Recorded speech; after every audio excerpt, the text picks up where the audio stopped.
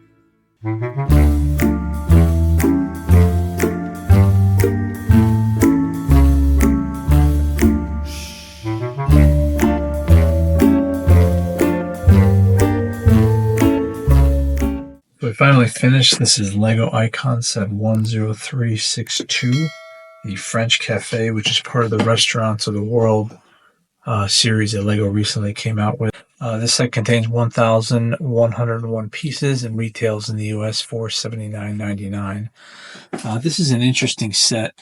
Most of the details are around the outside of the cafe. There is very little detail inside. I was a little surprised when I first saw this. I thought it was actually more square and there was details inside of this set, but actually it's more of a display piece, kind of like an architecture set a little bit.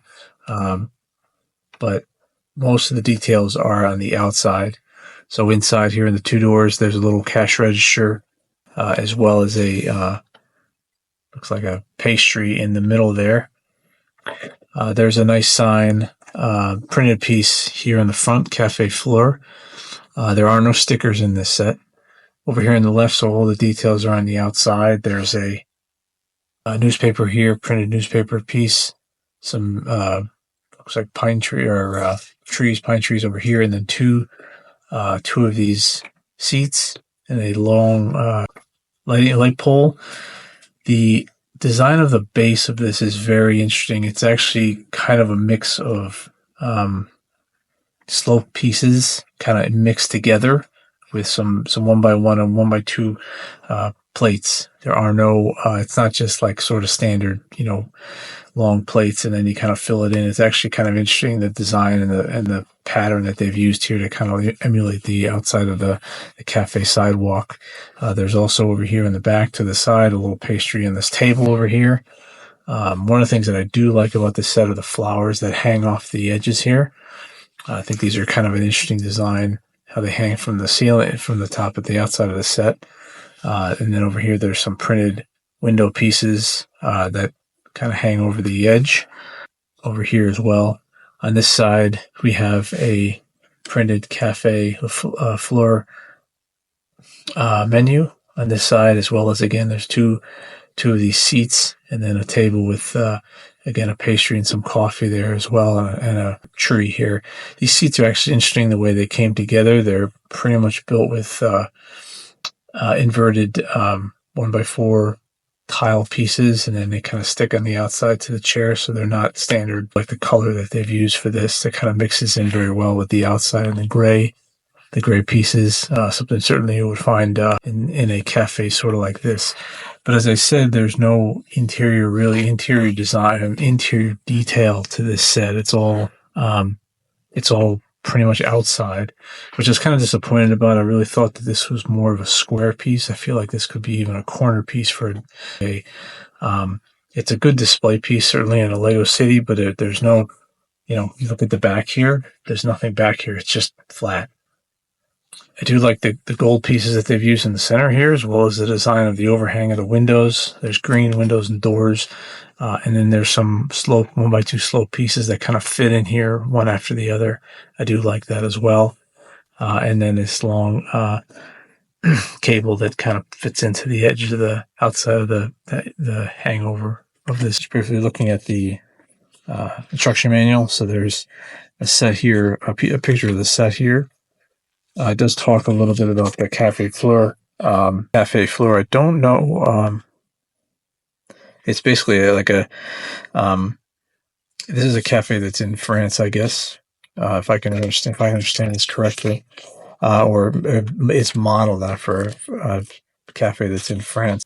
And then it just gets into the Icons design team. It talks about how it was designed from, the actual to the concept to the set. And this is a picture of the designer, and then the set again. It was a pretty straightforward build. For the most part, I do think that the build itself was pretty straightforward at the beginning, but then as you get into the later bags, I did enjoy building in the later bags a lot. So I hope you enjoyed this build, and if you did, I'd appreciate you clicking on like and subscribe. And once again, I appreciate your support, and thanks for watching.